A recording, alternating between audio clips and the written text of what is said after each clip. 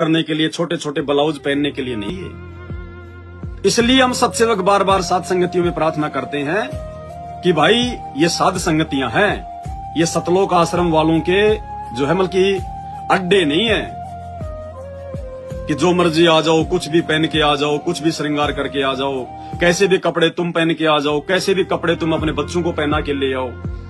ये यहाँ नहीं चलेगा बिल्कुल भी, साध संगतियों में बिल्कुल भी अलाउ नहीं है, बिल्कुल भी। क्योंकि परमात्मा ने तो गंदगी को छांटकर साध संगति से अपनी आत्माओं को जोड़ना है।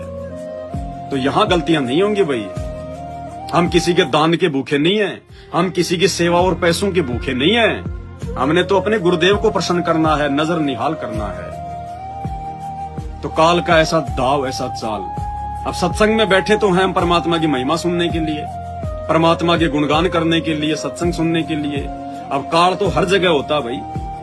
अब माता बहनें सत्संग में आ गई टाइटी पहन के, छोटे छोटे कमर तक के जो है वो कुर्ते पहन के, पीछे से जो है उनके बॉटम दिखाई दे रहे हैं, जांग उनकी बिल्कुल टाइट टाइट हो रही है, वो बैठ गई। अब किसी भाई की ऑटोमेटिक कोई नजर जाएगी तो सत्संग क्या खाक सुनेगा? उसके दिमाग में तो काल वही बात बार बार जो है वो चलाता रहेगा, वही सीन उसको दिखाई देगा बार बार। तो उसने डिस्टर्ब कर दिया अपने गुरु भाई को।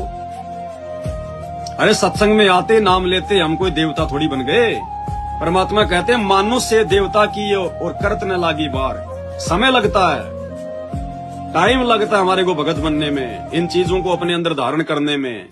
इसलिए चाहे भाई हो, चाहे बहन हो, चाहे माता हो, हमने अपने गुरुदेव के वचन अनुसार चलना है। हमने अच्छे और सभ्य जो है कपड़े पहनने हैं, ढीले ढाले कपड़े पहनने, पूरे शरीर पे कपड़े पहनने हैं।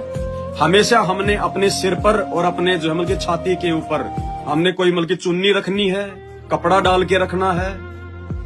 फूहड़ता नहीं दिखानी, अश्लीलता नहीं दिखानी हमने बिल्कुल भी। दास आपको एक फोटो दिखा रहा है और ये फोटो प्रचार होगा। कहां से परमात्मा का ज्ञान शिखर में जाएगा? उनका तो जाएगा, लेकिन इन लोगों के माध्यम से नहीं जाएगा। ये तो अपना धंधा कर रहे हैं, ये तो पुस्तकें बेच बेच के लोग नाम दीक्षा ले रहे हैं। नाम दीक्षा लेके लोग इनको पैसा देते हैं, ज्योति का, पाठ का, दान का। इनका तो धंधा है ये।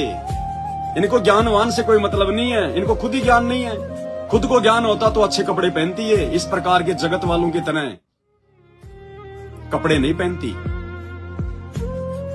तो ये विचार करने की बात है, शर्म की बातें हैं। तो ये दया भाई और बहनों आप और हमारे ऊपर परमात्मा ने बख्शी है। इस दया को हमने इसी प्रकार से जो है बना कर रखना है।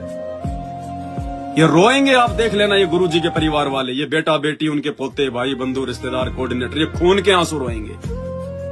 इनसे बहुत नाराज है परमात्मा।